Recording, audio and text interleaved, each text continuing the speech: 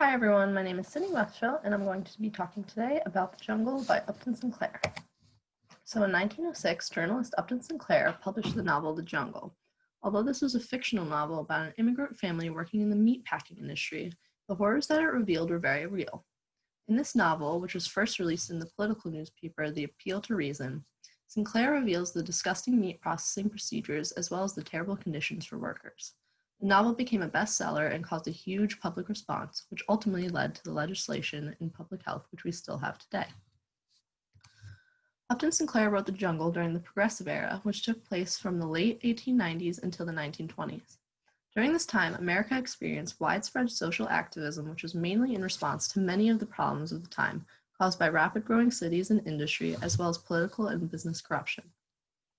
Progressive journalists, at the time given the term muckrakers by the president, took to investigating and uncovering the darker sides of society to push reform. Upton Sinclair was one of these muckrakers who investigated the meatpacking industry in Chicago, known as Packingtown. Specifically, Sinclair exposed the following. Men frequently lost fingers on the assembly line, as well as receiving other serious injuries. The employers took no responsibility for said injuries. Toilets, if any existed at all, were unclean. They were located right on the assembly line, and often no soap or clean water was provided.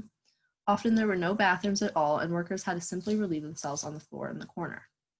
Diseased and rotten meat was common. Dead, injured, and diseased animals would be processed after regular hours when no meat inspectors were around. And meat was often piled on the dirty floor before being sent to processing. These are just some of the many disturbing, unhealthy conditions described in The Jungle. The following are two actual quotes from the novel. The meat would be shoveled into carts, and the man who did the shoveling would not trouble to lift out a rat, even when he saw one. There were things that went into the sausage in comparison with which a poisoned rat was tidbit. And then also, and for this, at the end of the week, he'll carry home $3 to his family. And then if you look at the pictures provided, you can see even children were exploited by this industry. In response to Sinclair's novel, the public was outraged. They were disgusted to see how their food had been prepared and the nasty secrets behind it.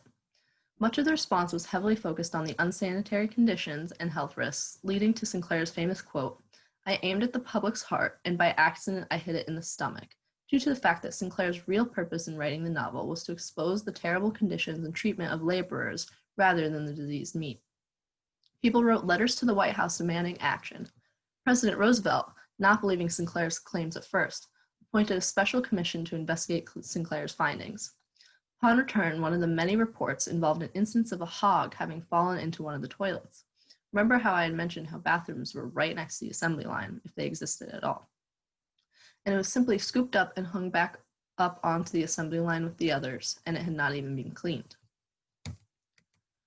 So, as a result, federal action was quickly taken. Roosevelt wrote to Congress that a law is needed which will enable the inspectors of the general government to inspect and supervise from the hoof to the can the preparation of the meat food product. As a result, both the Meat Inspection Act and Pure Food and Drug Act were signed into legislation on June 30th, 1906, the same year that The Jungle had been published. The Pure Food and Drug Act also led to the creation of the United States Food and Drug Administration, or the FDA. Ultimately, Upton Sinclair had a huge impact on the public health and safety of America, indirectly creating the FDA, which still serves us today and provides a necessary public service. Furthermore, the FDA regulates the safety of pharmaceuticals, which directly relates to our future